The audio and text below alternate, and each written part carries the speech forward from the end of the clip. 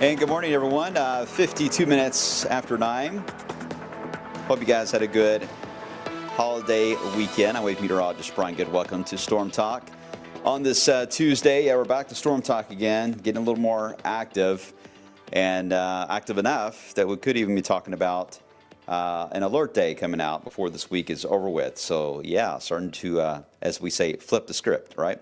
We'll talk more about that coming up in a second. You saw Wavy's little alert there as well, talking about the power outage in Crawford County. I'm not sure how many of you are in Crawford County right now, but that's a pretty good percentage, 23% without power.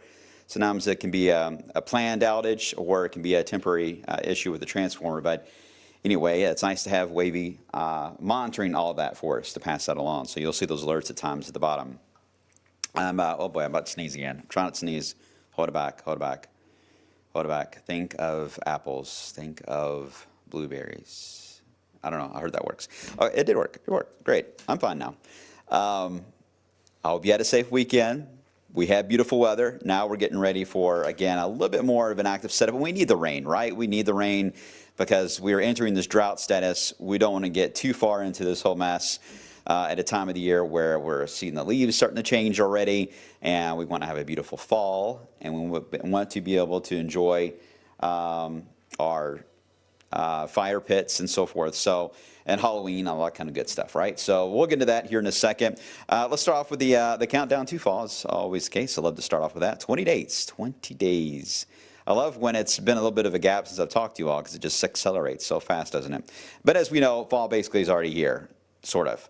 Later this week, we do have some summer weather that will come back into play, especially on the humidity side, not so much on the heat side, and that's really how it'll play out for the rest of the year. There'll be surges of moisture that will make it feel like summer, but not the hot, sunny days that are miserable. Those days are done with, which is good. But 20 days and counting until we get to the autumnal equinox. Right now, if you look carefully, we do have some showers in the distance.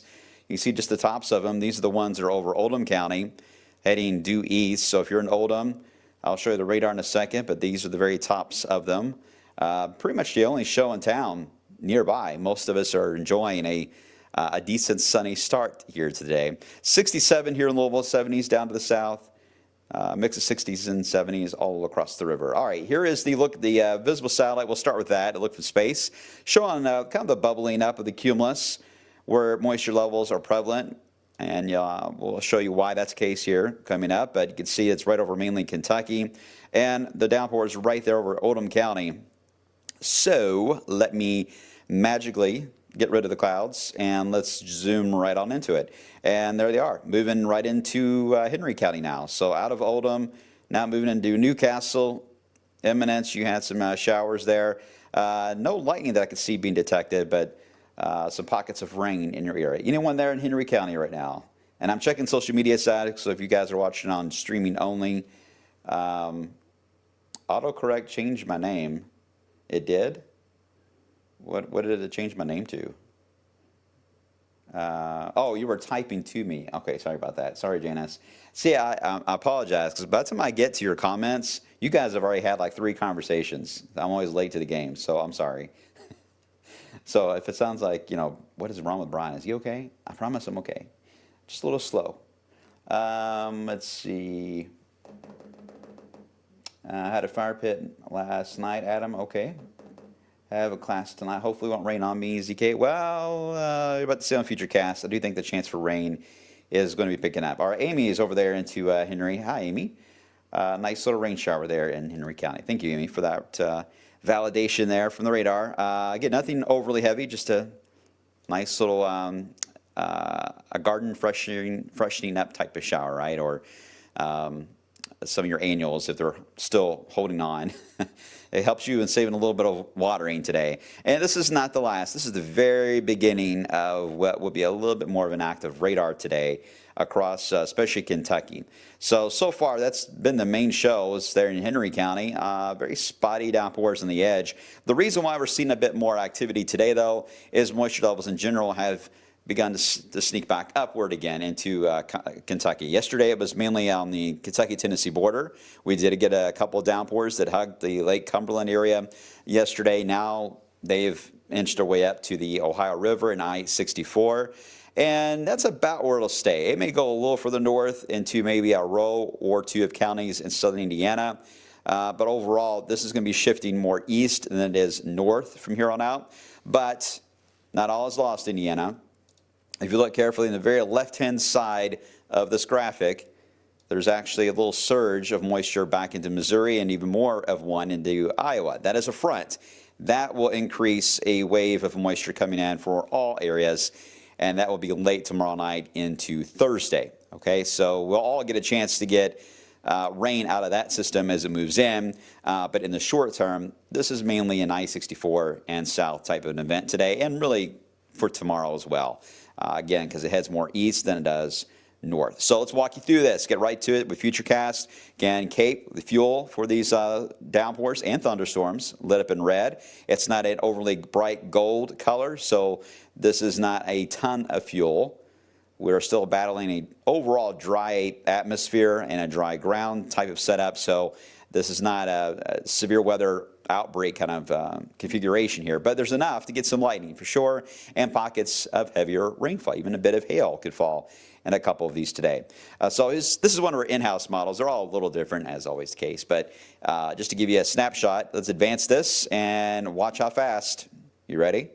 All right. It fills in quickly as we get into the late afternoon today. I think this is a little too far south. I think where Henry County has been firing up today in Oldham, I think that's the northern edge, so it will likely redevelop even around Louisville today. But no doubt, most of your action is going to be across Kentucky. Some of this will be heavy, and while obviously the ground is dry, there is actually a little bit of an elevated hydroplaning concern when it comes to these downpours. Not exactly flash flooding, but hydroplaning, because the ground is dry and therefore becomes like concrete. So when you get a heavier downpour, the amount of runoff actually is higher in a dry pattern than it would be if we were a little more waterlogged. So the water just runs off that harder ground and runs out into the streets and to the drains and on the highways. So hydroplaning is a little more elevated today in the heavier downpours. So take it slow. Plus, a lot of oil has been building up on the roads, and this is the first round of rain for some areas. And you get that mixture together, it can make it slick. So today especially, it may just seem like a typical downpour. If you're traveling on 65 with a Waterson or 64, just take it a little slower than normal. You have a few things against you on making it a little slick, right? Rainfall amounts. I think a general quarter of an inch is fair. Again, moisture is limited. This is not a 2-inch rainfall coming our way. Maybe a half inch, maybe. If you get more than one, I wouldn't be surprised if you can get a half inch out of it. But this is mainly a quarter of an inch type of scattered thunderstorm, very summery type of pattern, really, that develops across Kentucky. But as I mentioned, it heads more east than it does north. So as the Cape gets ate alive, like Pac-Man eats it away today and this evening, it will refire, but a little more east, more of an I-75 issue. But some of our counties in Kentucky, especially along 65, may still be included in a couple of downpours. But now we can start to see the effects of the front showing up to our north and west. That will race in here as we head into late Wednesday night and Thursday. Now, its time of arrival is in our favor to avoid anything on the severe side with this particular round. Could make for a messy morning commute on Thursday for a lot of the kids at the bus stop. I do like that it's showing it weakening. I think that is fair just because it will be outrunning the main front, which the main front's still going to be here. So this is like way ahead of it to be racing toward the Ohio River, nearly a good 100 miles away from its source. So it will start to weaken. But could still get some rain out of that for sure late in the night and maybe a little bit of thunder early on Thursday.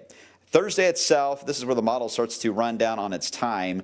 But the rain on Thursday will try to redevelop over Kentucky as it heads eastbound because the front is so slanted. I think we'll have rain-cooled air for Louisville and points north. Wherever it stops with those showers Thursday morning, we'll be in fine shape for the rest of the day.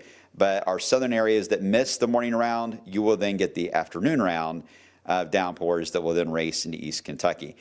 Temperatures on Thursday could be interesting if we do not clear out in time. The thermometer is going to have a tough time getting above 70. This model thinks we will. That's fair. And if we do get to partly sunny sky 2 or 3 o'clock in the afternoon, yes, absolutely, we'll get above 70. But if we're holding on to the clouds longer than expected, we could have a lot of 60s on the map on Thursday.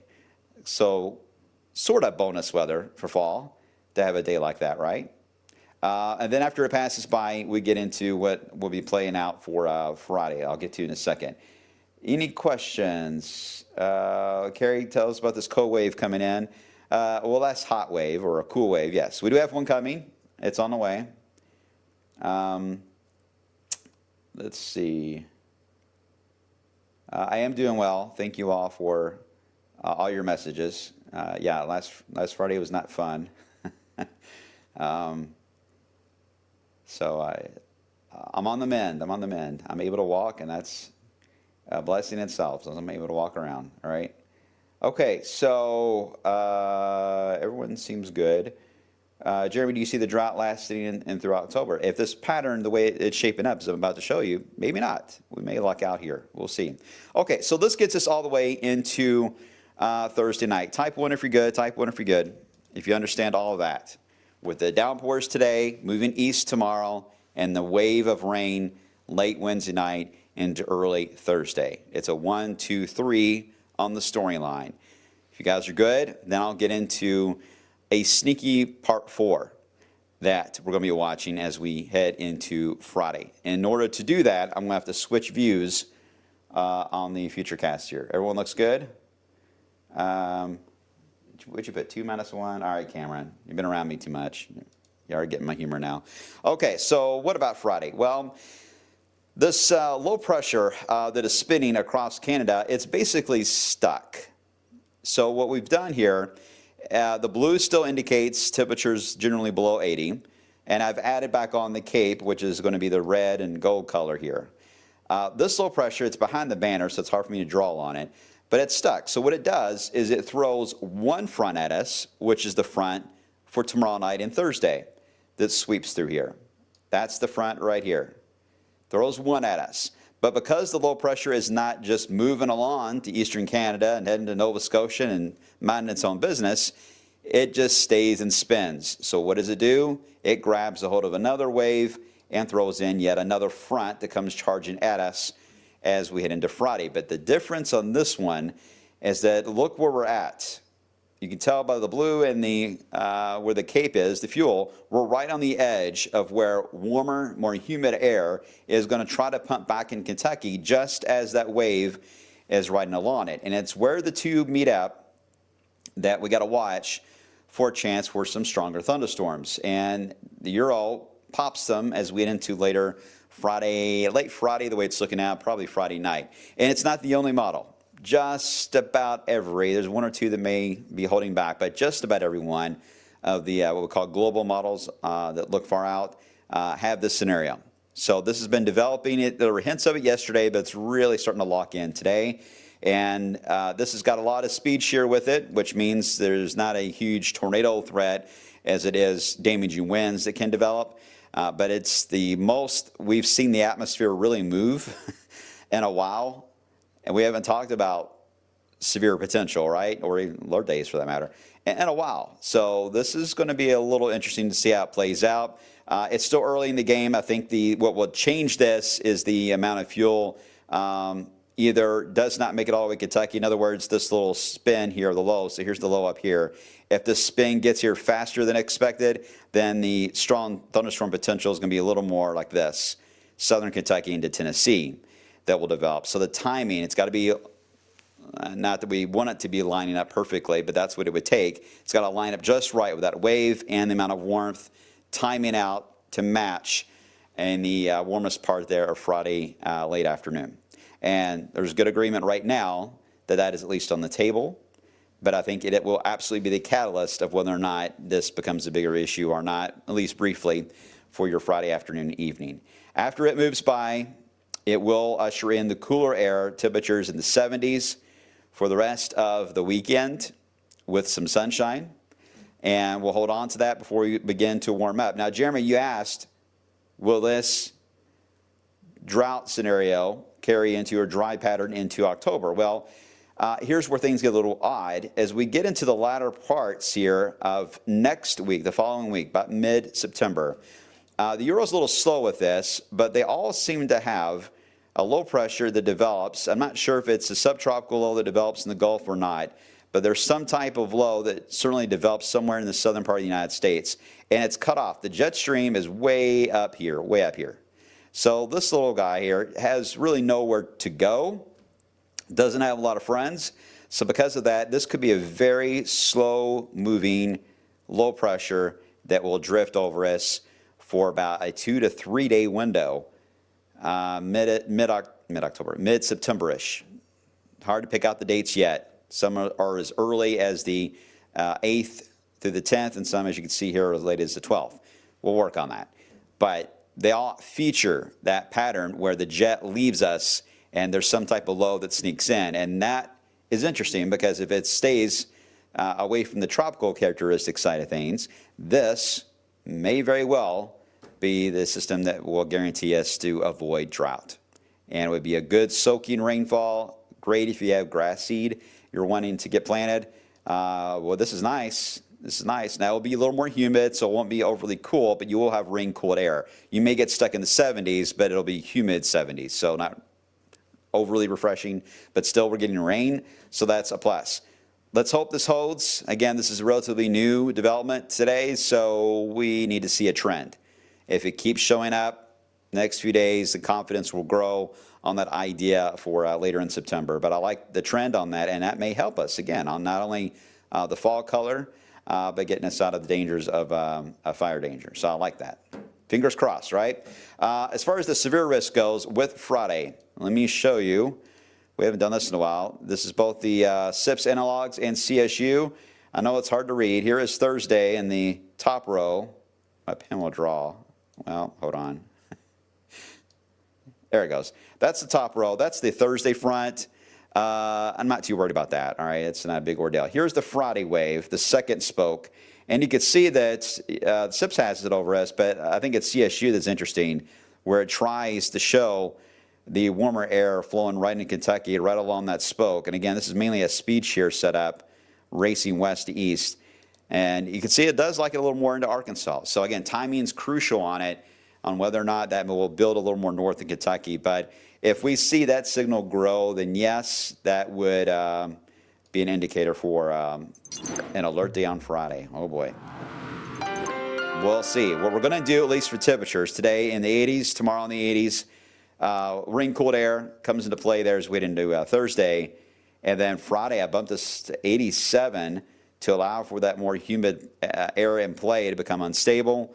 We'll see what that effect that has on us. And then there's the drop for the weekend, which looks good. And then the long term, we'll just baby steps in long term. There you go. Any questions? Let's see.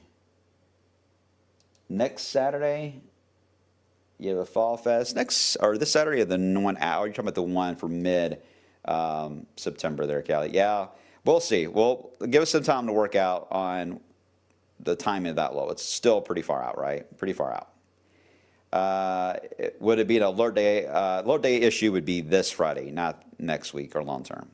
Right now, it's if there's going to be an alert day, it would be Friday after an evening, but it's got a big asterisk right now, guys. There's some things that need to come together first to line up for that potential. But that is the day that has our attention right now. Between now and then, we're still going to get some scattered storms here today and somewhat tomorrow, and certainly a wave of rain on Thursday. Hello, LA. If you don't have the weather models, how would you predict the weather? Go outside and look up, Carrie. Just go outside and look up. Temps for Friday, for the game Friday night. Well, that's the thing, Cameron. The games would be at risk for thunderstorms. Generally would be going from the 80s down to the 70s as soon as the storms arrive. But that's a good point, Cameron. Touchdown Friday night may be at risk on the thunderstorm side. So stay tuned. Stay tuned.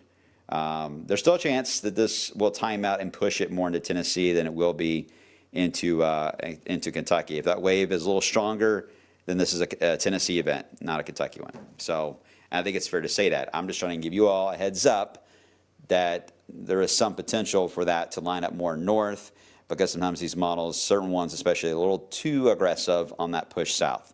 So I'm a little cautioned on that and buffering for that margin of error. All right, I'm going to leave it at that for now. Good to see you all. Enjoy the rest of your day. Try to enjoy these downpours. Maybe have a chance to stay inside, watch some movies, eat a bowl of chili, right? Something like that. But I will see you guys coming up on midday at 11 a.m. All right, guys, take care. I'll see you soon.